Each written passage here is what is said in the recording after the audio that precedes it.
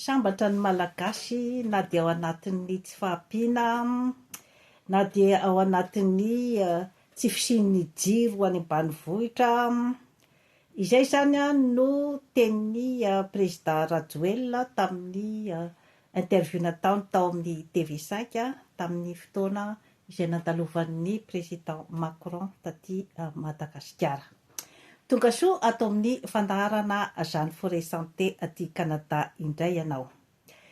Izay teny nataon'ny président Rajoelina izay zany dia niteraka resabe tamin'ny malagasy ary dia tsy nahafaly ny akamaroan'ny malagasy izay teniny izay ka izay no adiaditsika eto izany. Tsy fantatro moa zany ny président Rajoelina na hoe mibefa ny anticipe ve ny hoe question mety hipetraka zany satria matsy amina zavatra ohatran'ireny zany aloha dia somary besaka ny fandrimpandrika amin'ilay fanontaniana ary dia manahirana tokoa aloha satria ny tenako dia efa zatra manao an'ireny karazana interview reny zany amin'ny mpanao gazety aty dia misy tokoa aloha ny question izay tena mamandrimpandrika ka manahirana dia manahirana zany matsy ny nikasiany an'ilay resaka hoe asambarana satria ny asambarana zany dia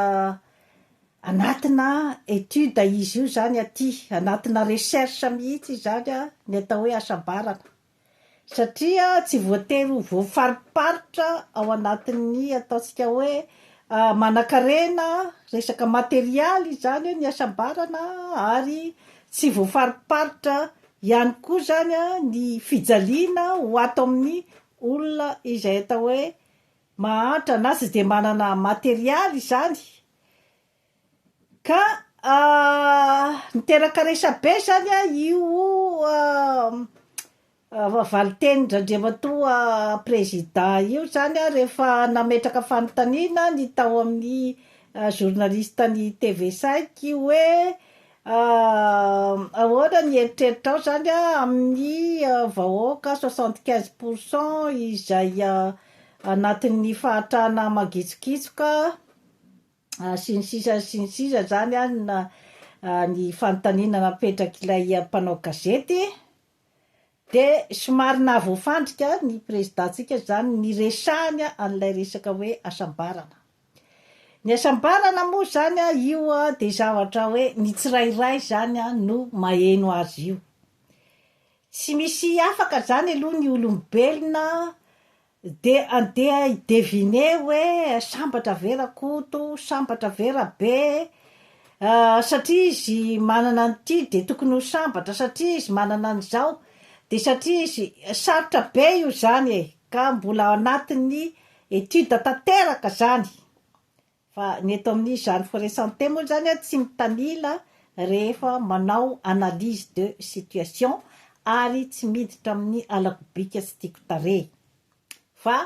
izay zavatra atolotry ny olona iray eo zany no adiadiko izany zava-misy eo. Ny famaritana ny asambarana izany ato amin'ny boky izay nosoratako le livre vert du bonheur dia ny hoe le bonheur est un état émotionnel agréable, équilibré et durable dans lequel se trouve quelqu'un qui estime être parvenu à la satisfaction des aspirations et désirs qu'il juge importants. Il perçoit alors sa propre situation de manière positive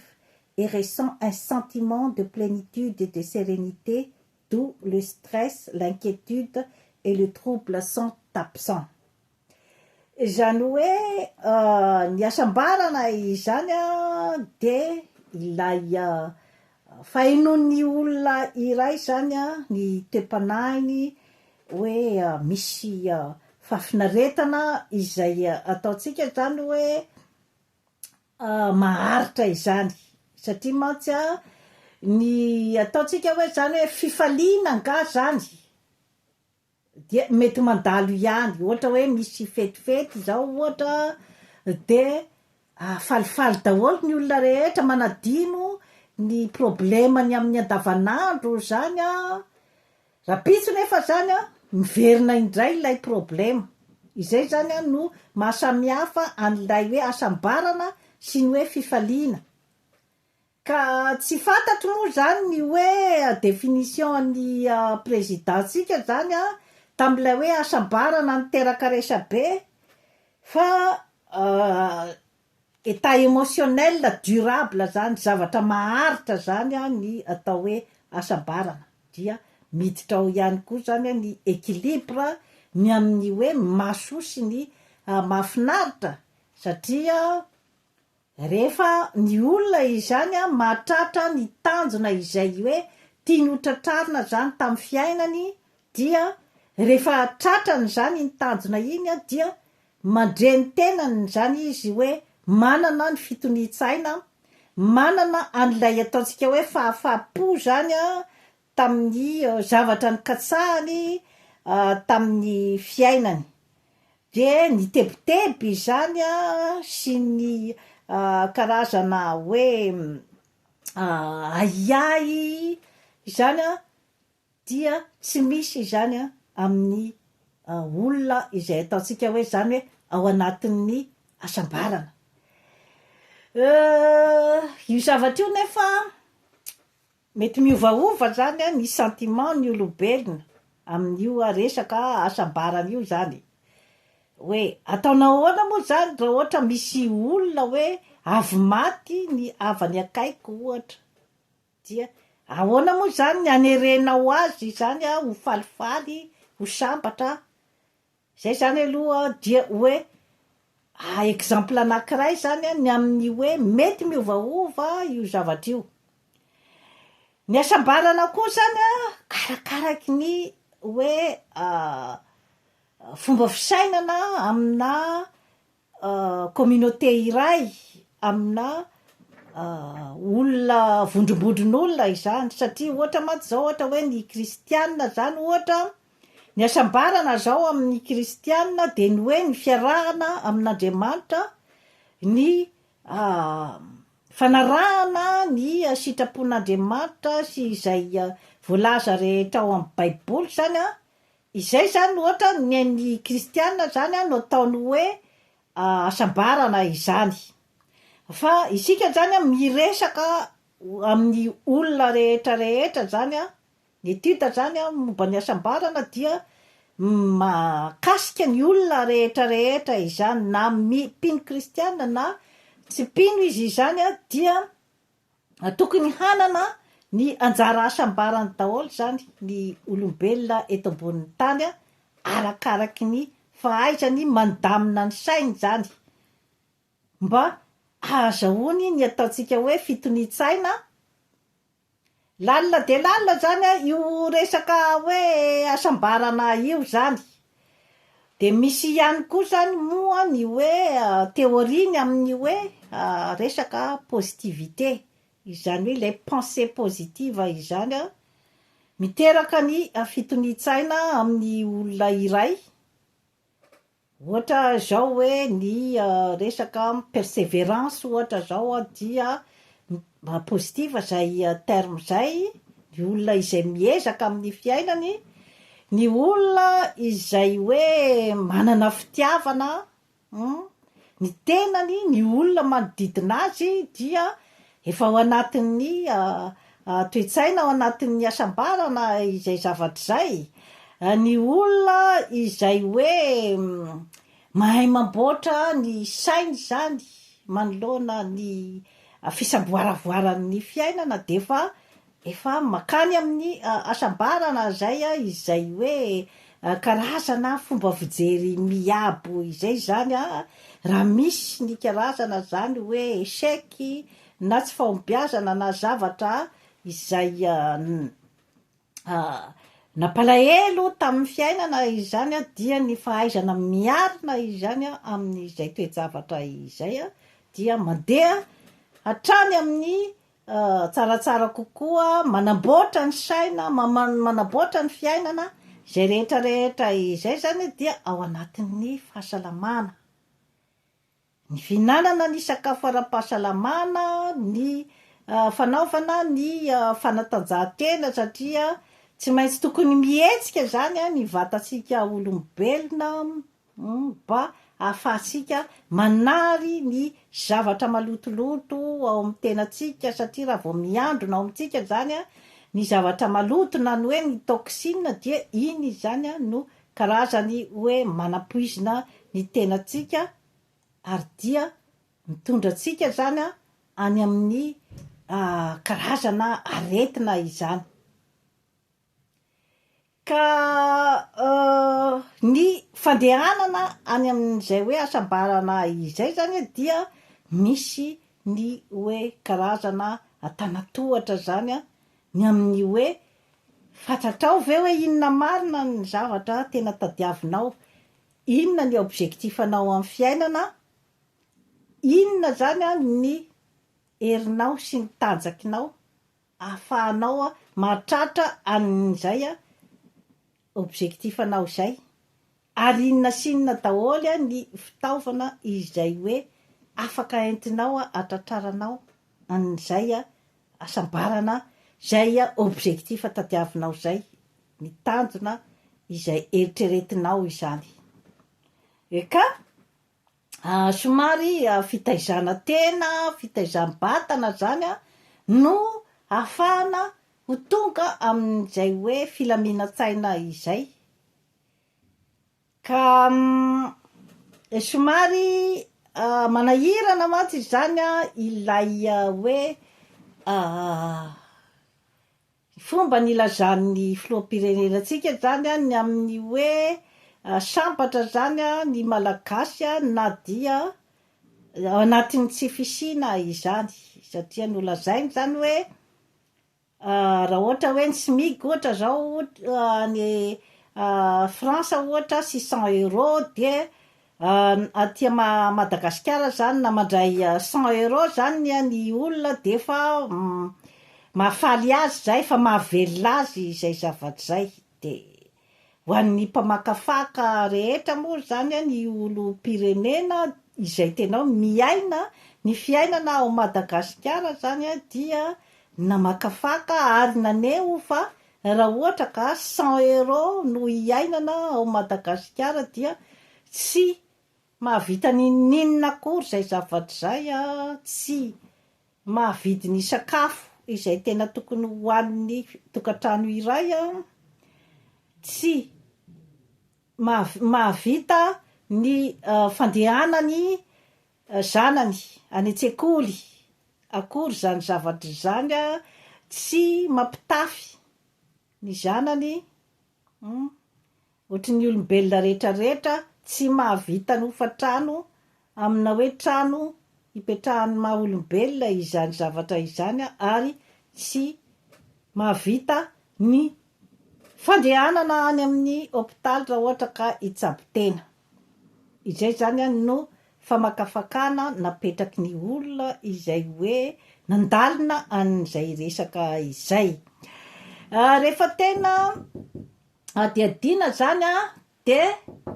oui. Allô, moi je fais ma présentation s'il te plaît. De rehefa adiadiana zany ny hoe resaky ny présidentsika zany dia ohatrany hoe tsy tena mahafantatra zany izy ny tena hoe réalité ny vahoaka entiny zany. Fa raha ohatra kosa moa zany ho an'ny ataontsika hoe ny mpanambola sy ny olona izay manana ny atao zany, manan-katao ao Madagasikara dia mahafeno an'izay fepetra rehetrarehetra ny tany saiko teo zay. Fa raha ny hoe ny sarambabem-bahoaka zany dia tsy afaka akory zany hoe mahafeno an'ilay hoe besoin de base zany amin'ny pyramide de Maslow, ny besoin fondamental amin'ny maha olombelona zany dia tsy voafeniny zay 600 € zay ary tsy ny olona rehetrarehetra tsy mandray an'izay fa mbola misy ara zany ny mandray any amin'ny 30 € zany ao Madagasikara. Ny any ambanivohitra izay hoe lazain'ny président zany de mionona fotsiny ange ny olona zay no tena azo ilazana azy fa ny any ambanivohitra ny mitebiteby amin'ny resaka dahalo ahoana moa ny fomba ahasambatra olona iray izay hoe miaina ao anatin'ny tebiteby isan'andro. Ny hanina androany tadiavina androany ny akamaroan'ny malagasy rehefa tsy manana asa raikitra aloha ianao dia ny hanina androany tadiavina androany. Afaka hanana ny asambarana ve izay karazan'olona izay?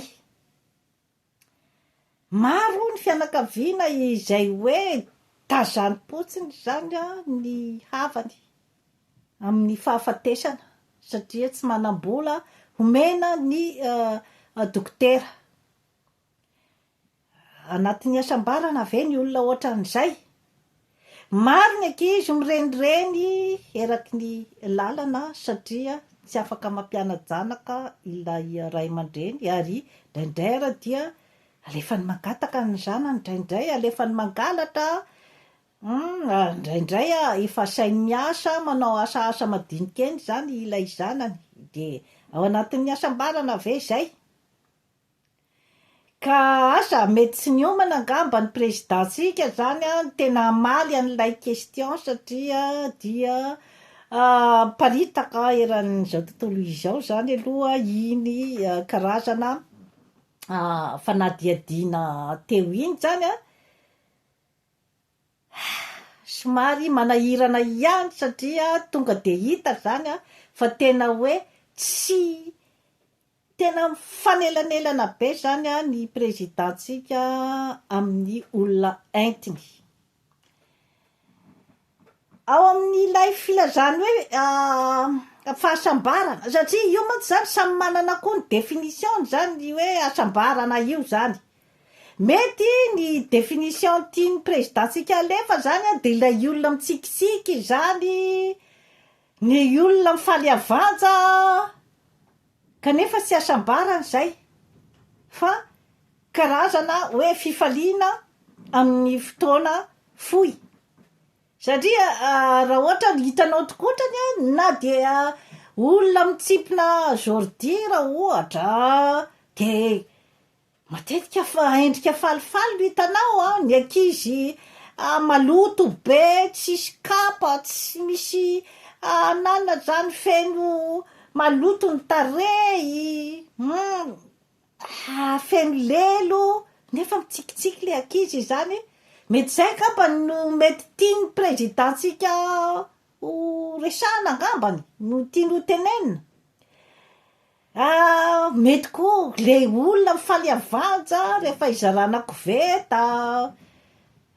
le olona mifaly avanja rehefa amin'ny propagande zany mahita ny olona izay mampandihy fitombenana ohatra, ny mandihy ny koasakoasa sy ny tariny zany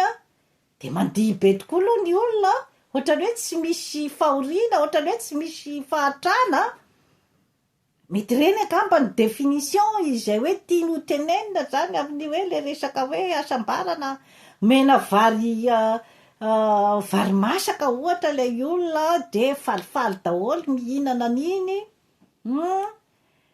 mena vary ray gony izy de fa falifaly izy zay de fa mifidy anao. Izany hoe ny définition ny mpandinika koa moa zany rehefa mandeha any Madagasikara, ny vazaha zay mandeha any zany de hoe ils sont souriants, les malgaches sont souriants même si ils sont dans la misère. Ka tsy haiko hoe izay ve zany no mety hoe tiany présidentsika ho lazaina zany amin'ile hoe asambarana eo amin'ny définition ny asambarana mantsy zany tsika zany amin'izao hoe karazana fanadihadiana izao zany. Ka mampametram-panontaniana ihany zany ny fomba fijery zany atsika malagasy, satria amina phrase izay tenenina matsy aloha, na iza miteny zavatra dia misy part de vérité ihany ao anatiny ao, satria ny malagasy zany na efa anatin'ny hoe resaka zay zavatra rehetra efa atao azy amin'izao fotoana izao, efa tsy avela miteny izy, efa tsy ampy rano izy, na ny hosotrona na ny sasana, efa tsy misy jiro izy, tapatapaka matetika ny jiro, efa tsy mihinam-bary intelo isan'andro izy, kanefa dia mbola fidiny ihany ny olona izay hoe eritreretiny zany fa hoe olona mahavita azy. Ka inona tokoa moa no tsy ahatonga ny président Rajoelina hiteny hoe sambatra ny malagasy na dia ao anatiny tsy fahampiana. Mila analizentsika tsara ange zany zavatra rehetrarehetra zany hoe milaza izy fa hoe tena tiany ho tenenina zany dia ny hoe natao inona zany ireo olona ireo dia afaka miaritra, na tsy manana ny zavatra rehetrarehetra zany ireo olona ireo dia afaka mionina. Ka zay ny zava-nisy hatramin'izay zay ny zava-nisy tao Madagasikara. Ka tsy de tena hoe ny frantsay na ny firenena matanjaka no dia ataontsika hoe mpanjanaka na mpanambaka, tsy de tena hoe ny président Rajoelina no ataontsika hoe de tena hoe manana ny atanjahany manao ahoana, fa isika malagasy mihitsy no miaina ao anatin'izay hoe résilience izay, miaina ao anatin'izay hoe tsy fahaizana mahafatratra hoe inona zany ny takiny, hoe inona ny tena zoko amin'ity firenena ity, inona ny fepetra maha olombelona tokony hananan'ny olombelona iray. Isika malagasy mihitsy ange no olona zany mora mionina. Ka izay no mahatonga ny présidentsika miteny hoe sambatra ny malagasy hozy izy na dia ao anatin'ny tsy fahampiana, satria izay tokotra ny imazy hita eo ange, izay hoe rehetra hoe mba miteny ny zava-misy zany dia tonga dia akatina ny vavany, na alefa ny amponjy izy, na anaovana intimidation. Mila mieritreritra zany isika malagasy miaraka amin'ny président de la république, miaraka amin'ny mpitondra fanjakana, miaraka amin'ny mpanohitra, aiza marina ny lalana alehantsika ity, satria matoa ny président Macron manana fahasahiana hiteny zay zavatra tiany ho tenenina ao amin'ny tany iray izay atao hoe mahaleo tena, kanefa de tena abaribariny fa mbola miakina aminay any ianareo, ary ny ilze parsa anareo dia iarahantsika mitantana, sy mba misy akory zany ny hoe resaka fifampidiniana ny roa tota ny amin'ny hoe ahoana moa zany ny anaovantsika ny ilze parsa, na mba misy karazana hoe insistance na hoe mba zavatra efa voahoman'ny malagasy zany hatolotra azy, fa tonga de izy no manapaka ny zavatra rehetra dia mbola tsy afaka tsika, mbola tsy manana ny souveraineté tsika sika, ka mila diniantsika malagasy zany zavatra rehetra izany. Fantatro fa tsy mahafaly ny olona rehetra ny tenenako eto, fa mitondra fanany anjara-biriko aho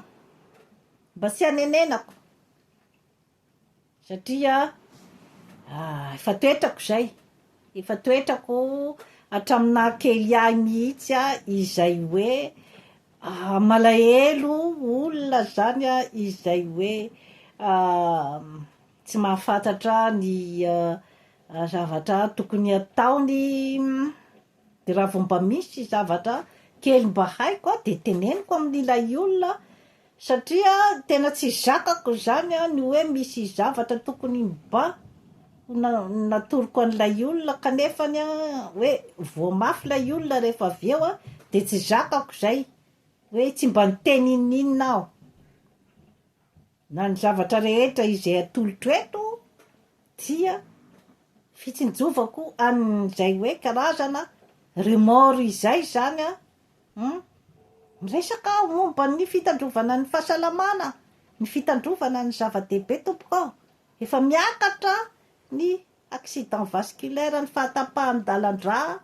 sy ny ireo karazana diabeta sy ny fiakaran'ny tosi-drà ao Madagasikara, ary tena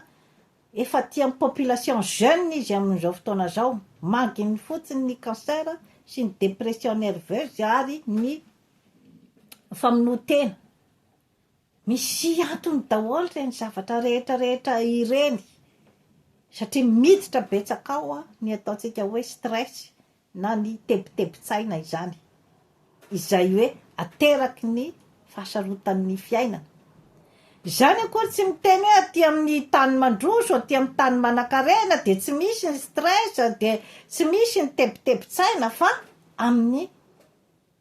akolafin-javatra hafa indray zany ny ipetrahan'izay karazan-javatra zay zany aty amin'ny tany mandroso. Fa ny antsika zany aloha de ny hoe adi-piainana amin'ny akapobeny zany no mahatonga ny olona izay hoe anatin'ny tebotebo-tsaina fatratra sy ny resaka hoe tsy asambarana izany, tsy fananana ny asambarana. Ka resaka fikarohana goavana be zany io zavatra io, raha ohatra aty amin'ny Occident zany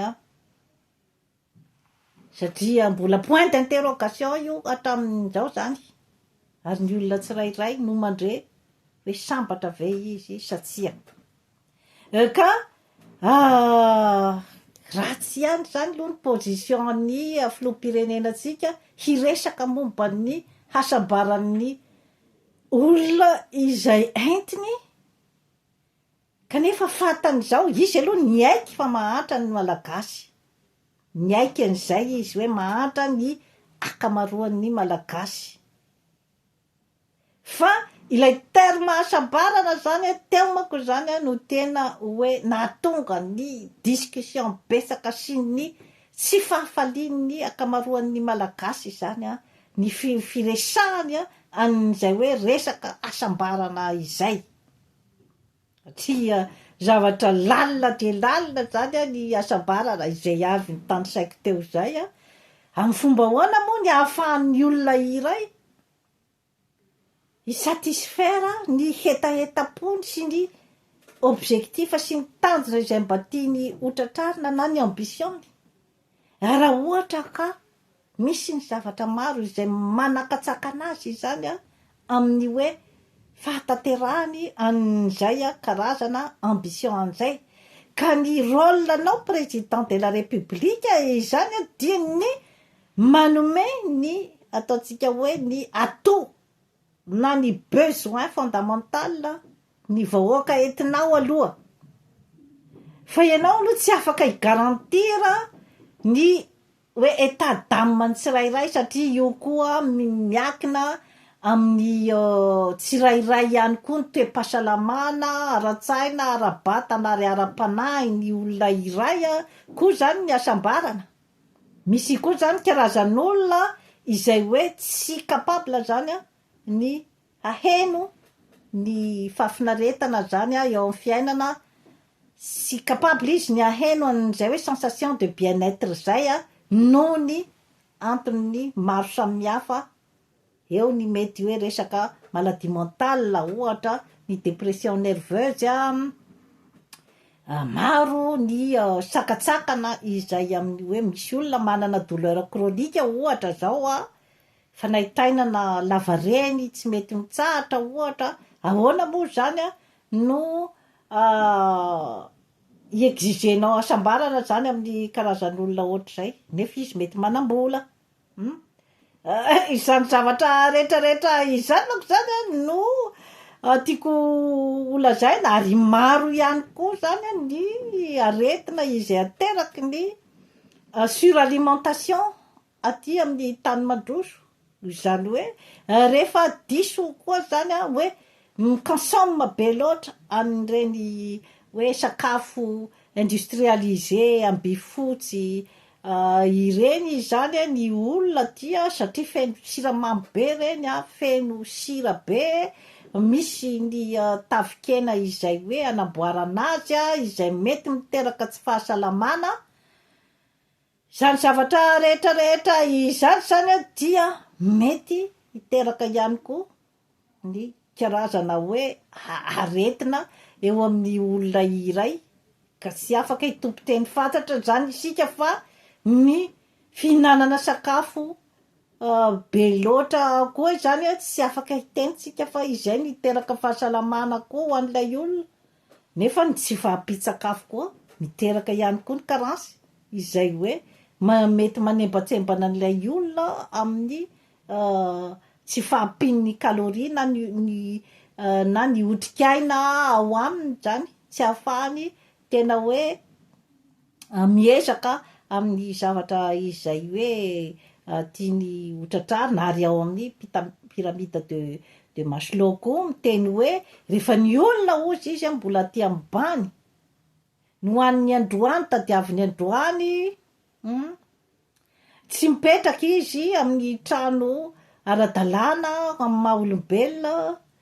tsy mbola misitraka ny rano fisotro sy ny jiro izy zany tsy mitafy tsara araky ny sahala amin'ny olombelona rehetrarehetra, tsy afaka mitsabo-tena, tsy afaka mianatra, tsy mananasa,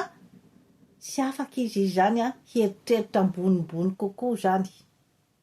amin'ny fiainana.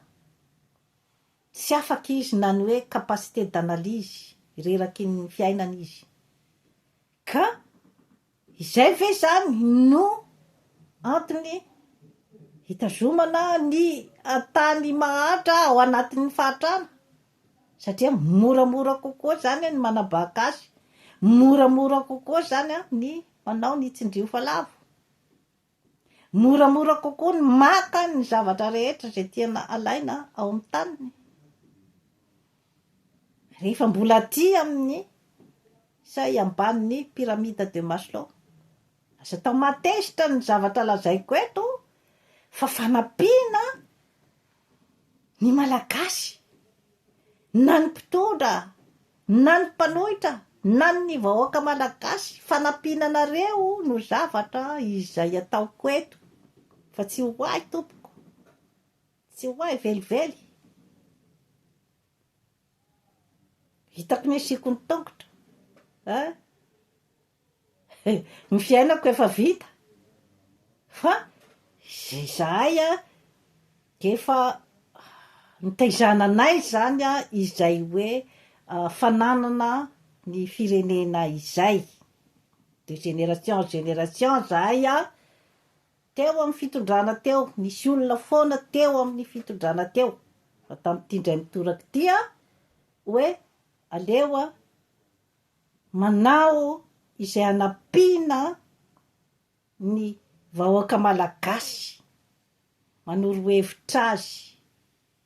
hoe aiza ho aiza moa tena fipetraky ilay géopolitique ty. Inona zany ny décision tokony ho raisitsika malagasy? Satria matanjaka de matanjaka ne reto olona amin'ny Occident reto matanjaka de matanjaka reo, ary efa ananany ny matériel, ananany ny ati-doha, ananany ny vola izay afaka hanodikodinany anao eo, ananany ny fitaovam-piadiana, ka manome hevitra anao hoe ny fomba ny alany ny ataontsika hoe ny sinoa zao ohatra tanatin'izany zavatra rehetrarehetra izany, tanatin'ny domination, satria tanatin'ny domination ke reny olona reto taloha de ny hoe andao isika hivondrona ao amin'ny tanitsika ao, ny teknôlôjia rehetra nentiny tany aminazy tany daholy, tao izy ny konikonina tao, fatany fa on s'en fout de leur gueule ici. Misy nge zany foutage de gueule zany aty hoe sy considéré anao rehefa tsy fotsy hoditra fotsy hoditra proprement dit zany, rehefa tsy vazaha anao de tsy considéré. Takatr'ireny olona reny zany zavatra zany, izy nga mitabataba no renforceny fotsiny ny zavatra rehetra, ny fampandrosoana tao amin'ny tanindrazana tao. Mianatra daholo ny sinoa tompoko, ary manana an'izay hoe resaka patriotisme zay, ny amin'ny hoe atotsika zany atotsika no manorina ny fiainatsika, mikojakoja ny tanindrazantsika. Nga reo Occident reo misy tafiditra ao amin'ny hoe inona marina ny zavatra kotrokotren'ireo olona reo, satria tonga sainy izy ny amin'izay hoe sarotra ny miady amin'reto firenena matanjaky reto. Donc tsy misy afa-tsy izay hoe fanorenana ifotony. Misy atsika manko zany zavatra zany nanorina ifotony daholo ny firenena rehetrarehetra io. Fa nga hoe ianao efa any amin'ny firenena mandroso kanefa mbola amin'ny puissance mondiale nefa mbola hiresaka fanorenana ifotony, diso tanteraky ianao tompoko, diso tanteraky ianao. Tonga de hizapy zany ianao, hizapy train amin'ny rendrarendra io zany ianao, nefa olona hitondra firenena fitahany fotsiny ianao amin'ny rendrarendrany, ampidirany cocaïne fotsiny ny jeune anao dia sy afaka misaina lavitra tsony. Efa système d'élimination daholo ange tompoko lahy sy tompoko vavy alefany any aminao botolo fotsiny zao ny fampandrosoana botolo izay hoe 70% malagasy mbola tsy mahay mamaky teny, tsy mahay manoratra, no tonga de ampidiranao développement resaka fampandrosoana botolo izay mi-correspondre aty aminy, fa tsy mi-correspondre amin'ny firenena. Mila mianatra aloha zany ny vahoaka malagasy, dia mandeha tsikelikely ny azy efa 4e siècle de développement, enao mbola taty amin'ny développement 4e siècle taty aoriana zany ny fomba fiainanao amin'izao fotoana zao. Mila asiana fisainana ke zany zavatra rehetrarehetra izany ry malagasy fa tsy hoe tonga de hoe sora-planche fotsiny hijampy train amin'ny fandrosoana izay alefany, satria mamono anao iny rehefa tsy zakanao. Zany aby ange zavatra hoe mila analysena daholo zany ao anatin'ilay hoe ny manam-pahaizantsika mandositra daholo, satria tsy mena lanja ny ary tena hoe atao leo monina mihitsy zany. Anjarantsika zany ry malagasy ny mijery hoe aiza marina no aleantsika. Inona marina no ataontsika ny projet de développement ataontsika satria ananatsika ny arena akibon'ny tany, arena sesehena izay misy ao Madagasikara. Ananatsika io saingy mila olona sika zany hitrandraka azy, olona avy etỳ amin'ny tany mandroso. Izay hoe sy atao gabraraka fotsiny hoe io ara zany de trandrao. Fa ianao no efa manao ny rafitra zany hoe ity ny rafitra anay a, mba samy gagnant zany tsika amin'ity zavatra ity a. 0% 50% miditra amin'ny etanay a, 50% zany anareo. De enao no maîtriser an'izay zavatra ary surveiller an'izay. Satria rehefa tsy maîtrisenao le izy, tsy surveillenao le izy a, trandrahany daholo eke ny zavatra rehetra na de hoe tsy anatin'ilay programme lazainy. Fa izay zavatra azo trandrahana rehetrarehetra ko rehefa tsy misy ny contrôle ataonao de zay ny fandehany. Ka hoe sika manko zany hoe tsy mijery lavitra zany tsika fa hoe ny androany ihany zany no hitatsika de hoe asy zay menakavy zavatra andosotra any an-dafy rehefa avy eo. Ny zanako alefako mianatra any. Firifiry moa ny ankizy izay tsy misadapta ty. Betsaka ke ny ankizy zatra nanana piasa tany Madagasikara, zatra tsy nanao ninina tany amin'ny tranony tany. Rehefa tonga aty voatery tsy maintsy manao ny rehetrarehetra izy ety, izany aby efa misy tsy misadapta amin'izany ny ankizy. Tany Madagasikara zaza indraindraina fa zanaka angetroka atinga misy miraranao mainty kely ery. Izany daholo zavatra hoe mila capacité d'adaptation daholo zany zavatra zany fa tsy zavatra mandehandeha ho azy. Zay no antom-pisiny ty boky nosoratako ty, le livre vert du bonheur ity. Ary efa ny mpitondra rehetrarehetra eto efa manana an'ity daholo. Ny biblioteka rehetra eto Québec dia misy an'ity daholo ty livre vert du bonheur ity. Ao amin'ny centre africa izay fanaovako conférence dia efa au courant ty daholo. Ka ny ilazako amintsika fotsiny ny hoe ny asambarana na ho anao individuel zany, na ho an'ny olona manodidina anao, na ho an'ny firenena, de zavatra orina io zavatra io. Fa tsy misy zany ny hoe asambarana irotsaka avy any an-danitra zany. Ary itenenako amintsika zany ny hoe laly io asambarana, personne ne connaît personne. Izay zany no zavatra lazaiko anao hoe anao hoanina fotsiny ve rehefa mahita olona anankiray de zao iny. De mahita hoe fiakanjon'olona anankiray de zao iny. De mahita fihetsiketsik'olona anankiray de zao iny. Raha zay nitondranao ny fiainana aloha de somary very ianao satria misy olona zany mody manao costard be, mody mihaja be, mihaingo be zany de mody mahay miresaka be aminao. Nefa olona hangalatra aminao, olona himanipuler anao, hamotipotika ny fiainanao.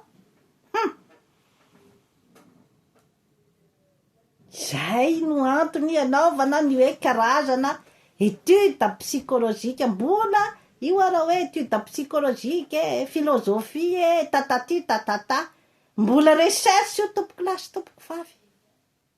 Recherche io. Fa tsy mahadefinira 100% ny olona anankiray.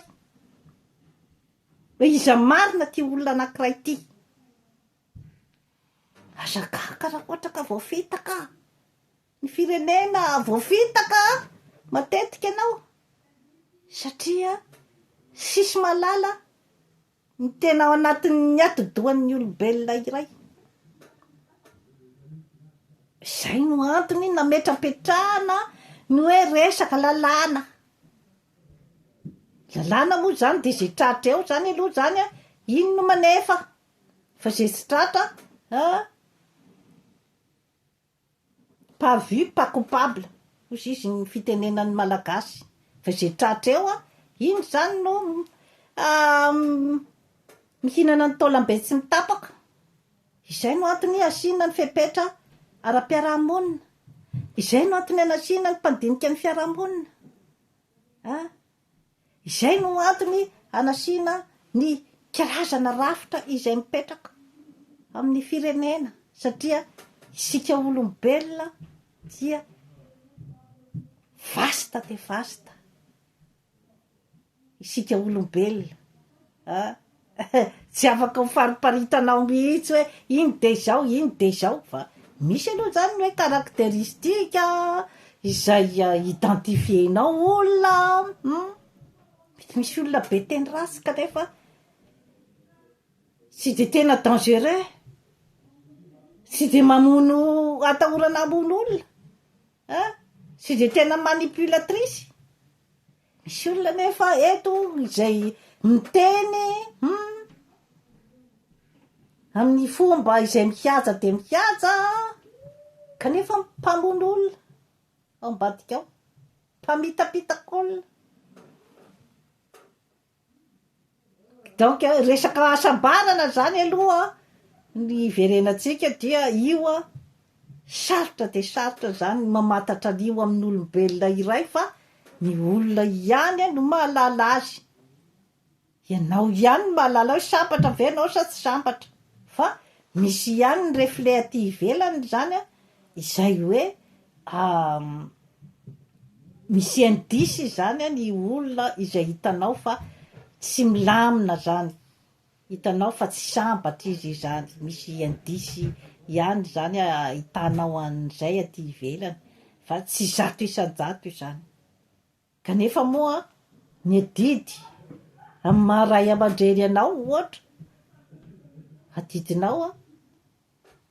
no safidinao niteraka an'io zazy io no safidinao zany ny hamelona azy adidinao zany ny hamelona azy na ny ray na ny zanaka izany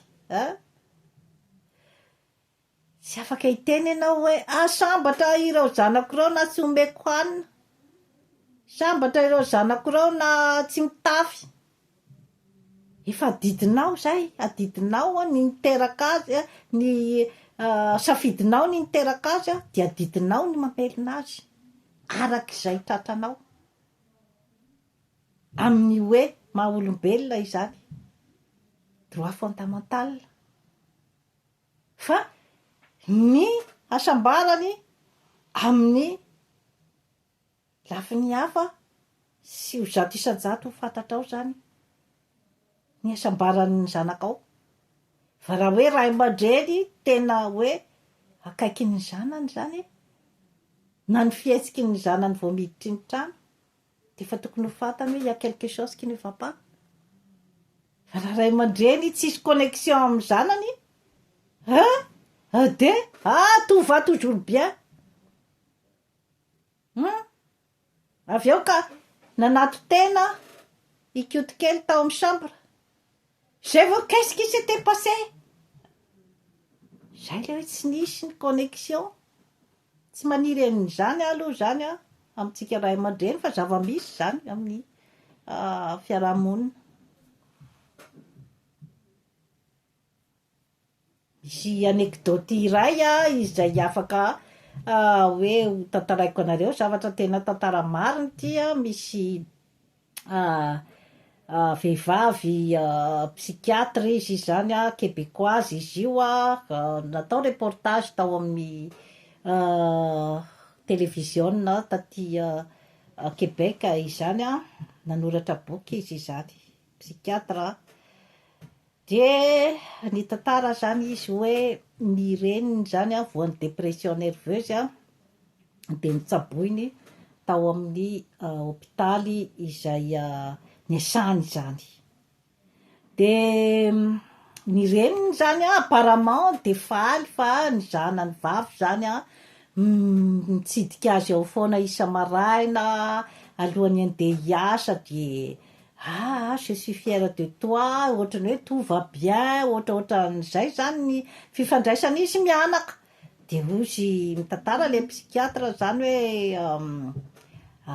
zaho ozy izy de tena niheriko ray manontolo, ny fahaizako ray manontolo natotiko tao amin'ny reniko tao ny karazam-panafody rehetra tokony hitsaboana azy zany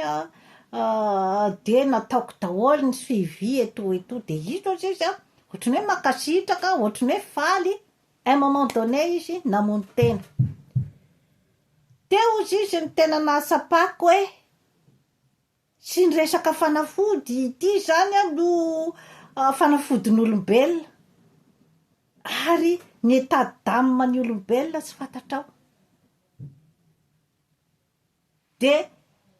nanoratra boky izy, lalina ny olombelona ozy izy, lalina. Ary misy karazana remord izy ny hoe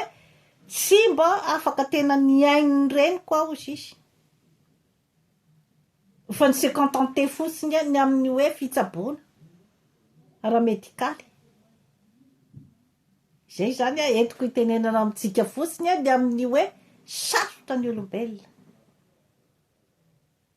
Sarotra ny olombelona, sarotra ny fahafantarana ny asambaran'ny olombelona.